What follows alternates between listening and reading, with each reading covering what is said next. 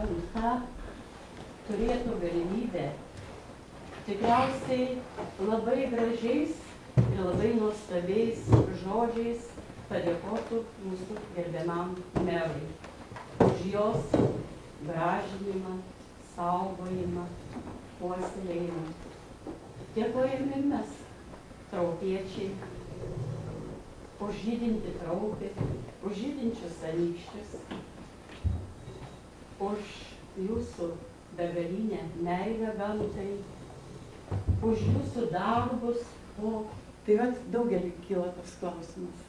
Tai yra nepaprasta meilė žemei, nepaprasta meilė gamtai, nepaprasta meilė žmogui. Žmogui pateikti tai, ką jis žino, o nežinome mes. Jis labai daug žino, jis labai daug pateikia, nes užminame gėlę, nes užminame vaistą, nes praeiname, nes numetame į šalį.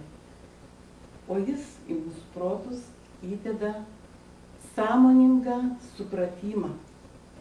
Gamtą mylėti reikia, iš gamtos mes esame, gamtą mes naudojamės. Dabar, jeigu labai rimtai, ačiū Jums už tai, kad už tokį lengvą, sakyčiau, pamišimą, kuris apėmės visą traupį dėl augalų. Ir tai mes labai jaučiame per daugybę metų, kai Jūs čia gyvenate. Tai gerąja prasme. Šalia šitų rimtų knygų, man regis, tuoj bus, na, jei nerašoma, tai pasakojama. Kitas žanras, labai linksmas, anekdotinės situacijos. Nuo lagenarijų iki bizonžalių. Galime daryti, juokaujame šitie. Čia viskas nerimtai. Bet iš tikrųjų, gerbiamas merė, nu nežinau, man tai pagal amžių aš visiškai drąsiai galiu klausti, nu iš tikrųjų, kaip tai yra, pasakykit, kas yra. Ar jūs galvojat, kad jau man moterų nebereikia?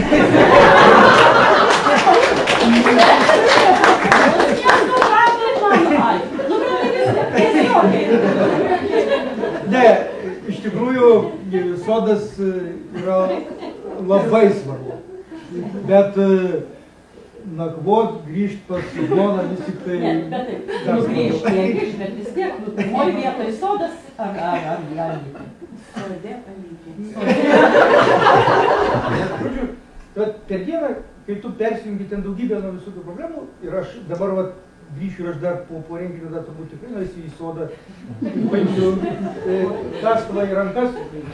Ir tada visur, kada tu turi rankose kastuvą arba kitą kokį nors įnagį, tai nebegalvoji nei apie biudžetą, nei apie kokius ten politinius oponentus durmus ir panašiai. Tu galvoji jau apie augalus. Ir tada aš jau galiu kitą dieną su visiškai šviežia galva. Iš tikrųjų yra įrodyta, kad augalai turi jausmus.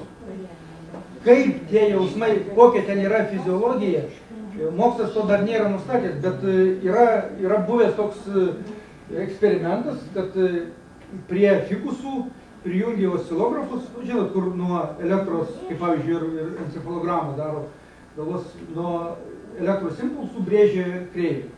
Ir vieną fikusą ateidavo ir apliedavo verdančių vandeniu, o kitą ten paglostydavo, žodžiu, palaistydavo ir panašiai.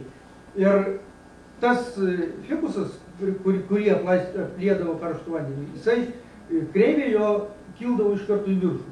Ir dar daugiau, nes po to, kai po kurio laiko tą fikusą kankino ir kada vėl įėjo tas, sakykime, tas...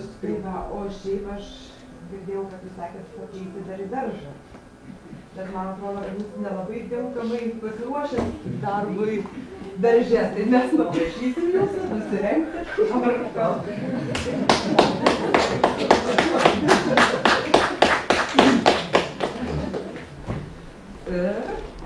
Paprašysim prisimaruoti štai šitą rūbą, galbūt jis labiau derės prie darbų darže.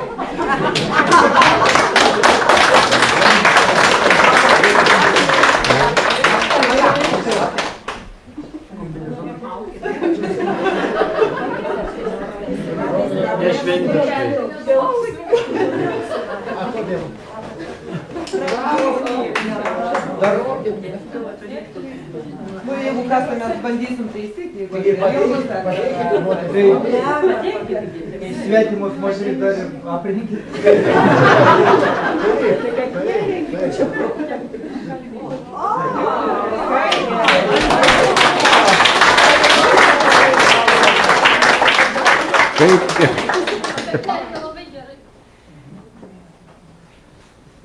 Toliau labai norėčiau visus pakviesti, tikrai nepabėgti ir paragauti patiekalų pagamintų grinai pagal šitos knygos receptą. Viskas, kas čia... Ne mano.